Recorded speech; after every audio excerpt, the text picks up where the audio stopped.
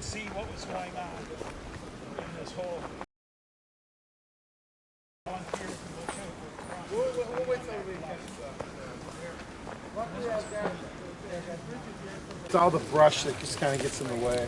So is this an ongoing project at DNR then? Yep, Essentially absolutely. bring it back to like an Oak Savannah?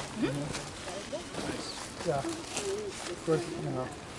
Yeah, as I say, one of the reasons I like coming to give this talk is I think that some of the local groups can help the DNR restore it, but that's a lot of hard work, and the archaeology that's going to come eventually. But archaeology moves really, really slow. I mean, if they wanted to do an archaeological survey, that would be just 1 year there to see if there's anywhere to dig. Then they would have to do test pits. That's like another year. Then they might start doing something. I mean, there's some archaeological sites where I've met archaeologists who've worked on them for 30 or 40 years, just one site. So archaeology just moves really slow, but it's the next thing. How do the tribes feel about it generally? Generally, for the most part, it depends. But most of the archaeologists have pretty good relationships with tribal historians. And for the most part, a lot of a lot of the sites they're digging up, they can't be sure of tribal affiliation anyway. You can, most of the Oneota sites are all Ho-Chunk. But, the Ho-Chunk have their own archaeologists now. They bought all the land up near Red Bank in Green Bay because that's a really important site. It runs hot and cold depending on the archaeologist, the site, how it is in time. Okay, well, this is Black Hawk's Mound. At least from all the descriptions we have, he was somewhere up there on a white horse, got one of his horses shot out from under him. But, again, one of the drawbacks to looking at all this now, this was all old-growth forest in 1832.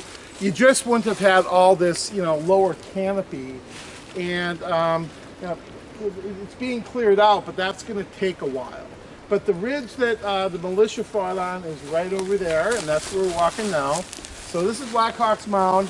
And again, from all the descriptions that Dodge left, he pulled his men off of the ridge, kind of had them go down this gully all the way to the about where the parking lot is, and that was just Black Hawk and his men, who were most likely just 120 guys is not that many. They were probably fighting on this along this ridge line on this high ground.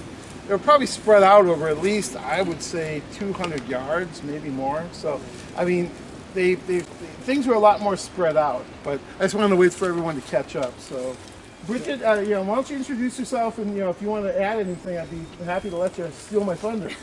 Sure, I didn't want to. Okay, no, go ahead. Hi everyone, I'm Bridget Rathman. I'm an ecologist with the DNR, so I've been doing a lot of the habitat management out here, working with my crew.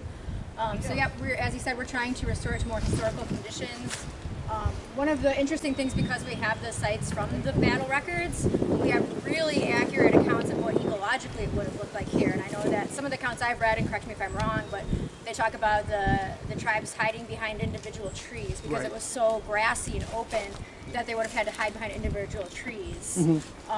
So like, I like to think about that too when we're out here. It would have been that open and that grassy.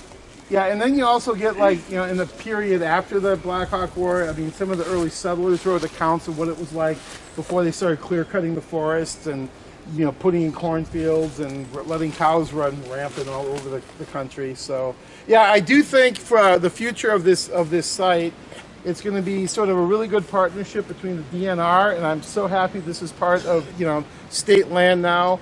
It's going to be also a partnership with local nonprofit organizations.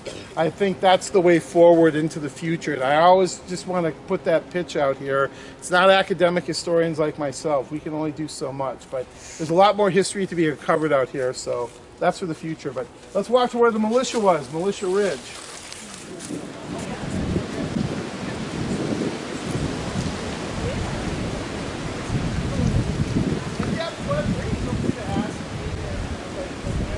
Talk there though, so any indication that Black Hawk spent any time in this area, or was he maybe being advised by people with him that this region was here? no, he had Ho-Chunk guides throughout that whole summer. He had Ho-Chunks guiding him. This was not his country. This was Ho-Chunk. They knew where the river was. They knew, right? I mean, the sons of Winishik. Winishik was a Ho-Chunk chief. I think out near, I forget where he lived. It was either Madison or out near the Mississippi. But he had Ho-Chunk guides for the entire war. He didn't really have to know where he was going. The Ho-Chunk knew the country. This was not Black Hawk's country. That was along the Mississippi. So he had Ho-Chunk guides. But again, the two tribes that were outside of Black Hawk were the Sacs, or the Ho-Chunk and the Potawatomi. And there were those who were supporting Black Hawk and were guiding him, a relatively small number. Atkinson was able to find, Ho-Chunk and Potawatomi guides. They both had roughly equal amounts of intelligence, so they were being guided by people who knew the country. Okay, and that's the story of every American Indian war. The U.S. Army hired out Native people to do all the guiding. So here's Militia Ridge. What we're going to do is go this way. And as we get around, kind of start hooking around the ridge, we'll go to the top of it. You'll see the open area where the horses likely were held. That would have been 700 horses just, and muskets going off. It had to be chaotic as hell. So I just wanted to wait for everyone to catch up. Yeah, absolutely. So. All right. No shooting. Battleground.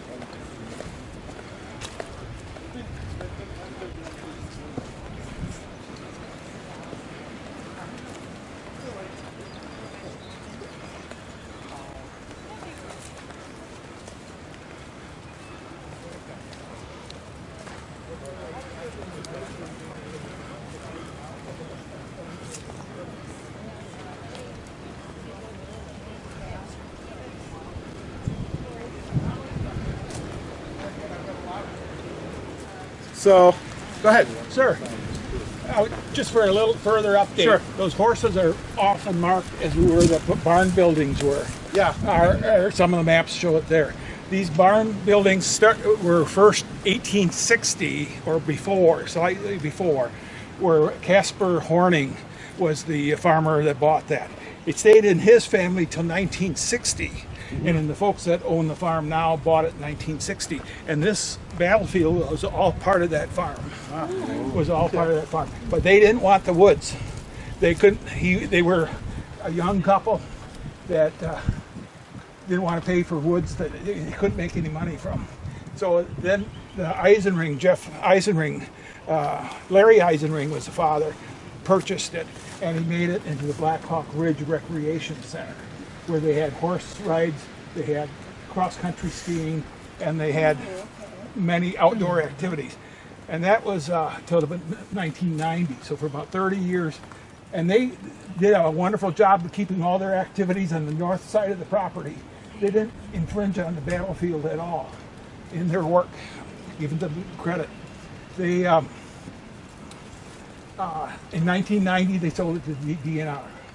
And so it's been then. In 1990, DNR made a big effort to clean this up.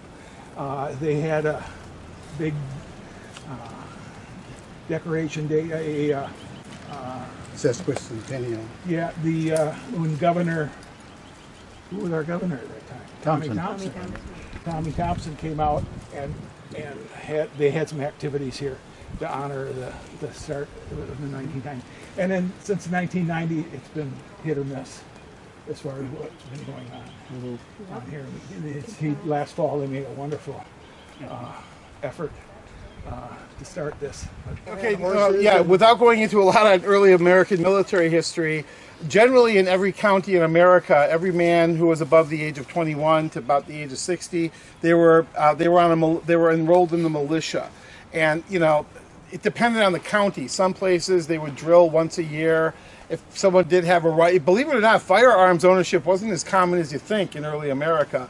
You hear stories about guys with corn stalks pretending they're guns. But every man was kind of enrolled in the militia. And then when a war came, they would just kind of muster the militia and then take volunteers. So, I mean, all of the people from Illinois and Wisconsin who were here, they were essentially on a militia roster at like the county seat. But then when, you know, they called up the militia, they only took volunteers. So yeah, there was not one regular Army officer here, no regular Army soldiers. Dodge and his Illinois counterpart, a guy named Brigadier General James Henry, they were just completely citizen soldiers. But Okay. the militia must have moved then on horseback at Yeah, 10, they did. 15 miles Yeah, an for hour. the Black Hawk War, they were required if they volunteered to bring their own rifle. Even though a lot of them didn't have rifles, they had to be supplied by the federal government. But they had to have a horse. And Black Hawk's band moved at walking speed, 3-4 miles an hour. Well, yeah, but I mean, they had 400 horses, but those were reserved for the warriors. Women and children had to travel on foot or in canoe. They didn't start traveling on foot until they were trying to escape. They were going up the Rock River in canoes. It was only on the night of probably the 19th of July, where they said, we got to get the hell out of here. They dumped their canoes at Watertown, essentially what Watertown is. Then they were on foot. But a lot of the warriors put women and children and old people on their horses, and they walked. But yeah, essentially the pace you could walk was what dictated it. And that's why they could only move half the speed of Atkinson and his forces, because they were all on horseback. The sign at Indian Lake County Park talks about the exhausted militia having marched all day in the rain and finally caught up to the Native Americans. Yeah, they had it better than Black Hawk's people, believe me. Yeah, the regular soldiers were all on foot, but there were none of those here. This was a completely mounted group of militia volunteers from Wisconsin and Illinois. Not one foot-borne soldier among them. Didn't know that. Yep. I know some horses came out in the State Park, Okay. where they drop the blood in molten. Yeah, but I'm not sure how big those were. I was always under the impression that what they made there was shot, kind of like shotgun shot, because they could like take a screen with little holes in it, and they could let the molten lead go through like pinholes, and it would come out. It would freeze before it hit the bottom. And that's why they made towers. But I was always under the impression the only thing they made here was shot, because that was relatively easy to make. Musket balls took a little more skill, and those were they had a lot of lead. The lead trade, all the lead went down to St. Louis. I think the shot tower was made just before the Civil War. So Yeah, but the Helena shot tower existed before. That was where they went to cross the river. well, that shot tower is in Helena. Yeah, but that was like built before Black Hawk. Anyway, this is the top of Militia Ridge up here. It's kind of hard to see, but Black Hawk's Mound is over there. It's once all this brush is cleared, you'll be able to see it better, but you can still get a pretty good view. It's maybe 200, 250 yards away. So this would have all been covered by a swarm of militiamen. Black Hawk would have been on top over there, and then all 120 warriors spread out on the hill in front of them. Two flanking actions, one on each end of the Right, one over there, and just to get warriors so they could actually begin to try to probe around. That was probably a half hour of just getting into position, but there were just too many men up here. I mean, we're gonna walk this whole ridge. Just try to imagine 600, 700 guys all in here. Every tree had somebody behind it. So. Well, the horses were all left over there. Okay. Okay. So what happened was, they came in like three waves: the scouts, the lead element, and then the three regiments. And as they got close to the hill, they could hear the initial fire. They dismounted their horses over there, and then they came up on foot over here. I think one of the commanders actually rode his horse up here. Black Hawk was on a horse, but basically all the horses were dumped there. So they weren't really cavalry. They were more like technically a dragoon. That's how dragoons fought. The horse was just for transportation. You didn't fight on horseback, you fought on foot. The horse is just to get you where you need to fight.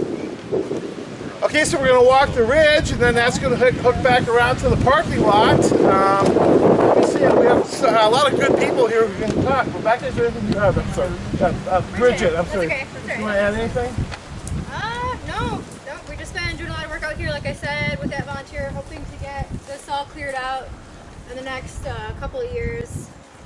So then things should be a lot more obvious. We're hoping to clear out that roof as well. Any sense whether the river would have been visible from either the top or these two roads? Probably. I would imagine that would have been thick and The floodplain, there's floodplain forest down there Yeah. you can see, so that would probably. that was probably just pretty closed off. You probably had to get pretty close to the river. And again, I always have people every time I'm here saying, if I brought a metal detector here, could I find musket balls? Yeah, you can probably find whole muskets. They found horse saddles in that field that we went by. Don't do it though, because that requires a permit. And this is state land, and we have a DNR representative here. You can't, I mean, it's going to be a historic site, and you know, it would just, you know, there's always it's like, I got a medical. I have a metal detector.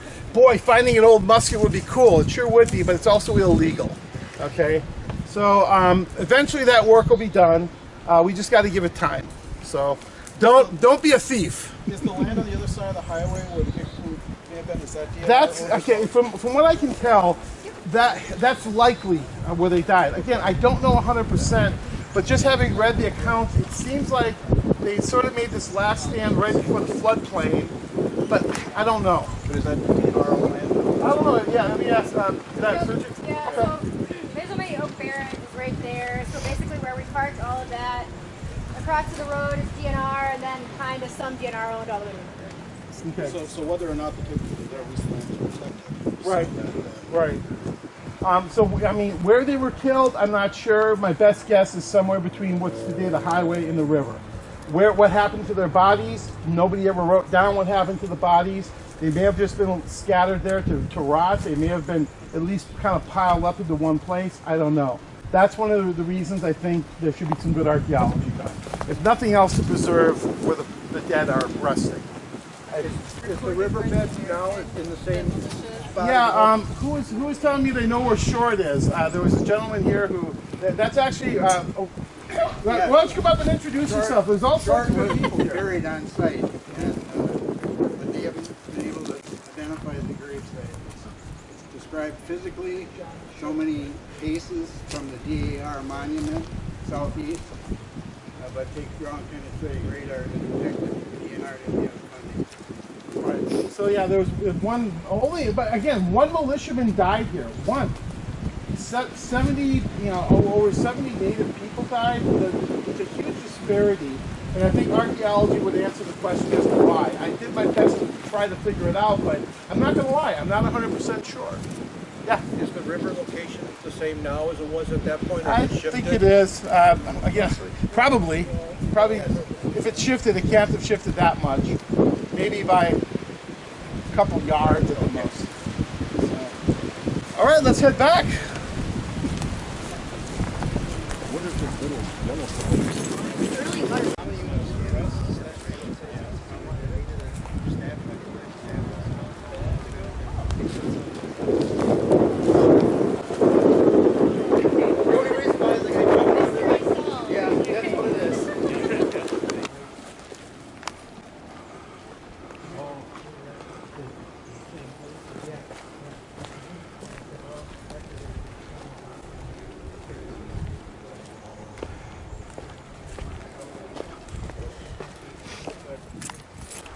There'd be a barrage. Well, from descriptions, it was more like a light drizzle. So as long as they could keep their powder dry, and but there was enough shooting going on. It wasn't like a heavy downpour. Every description I've heard of the rain was more like a light drizzle. And again, they didn't start shooting till they got here, Right. for the most part. So as long as they keep their powder dry and the flint, the area of the flint, protected. Easier said than done. Probably, I would imagine there were a few misfires for sure, but they still got most of their muskets to fire. But it wasn't like had it been a heavy downpour, that probably would have precluded any fighting. And probably not a heavy barrage either. Right. That would have been reflected in the Right. ratings. Okay. And also, just before Black Hawk heads to the west, they get ordered to fix bayonets. Can you strategically, can you explain why he do such a crazy thing facing a ridge? Who fixed bayonets? The militia were ordered by Dodge to fix bayonets. And when that happened, and Black Hawk's looking out, he sees this string of soldiers coming. He thought he was being flanked, so it stimulated the... I'd have to go back and read Dodge's report. I don't know if he actually asked him to fix bayonets. He did. Okay, he did? All right. There was still, I mean, it was still mostly shooting. I don't think anybody got impaled by a bayonet. No. The tribe left by the time they got up here with fixed bayonets. Okay. There were no targets. Yeah, I didn't write about that, but I'd have to go back and look at his report. So, there's like 6 really good accounts of the battle that you kind of can use to weave it all together. I have them all on my computer back at the museum. So, are there still people coming?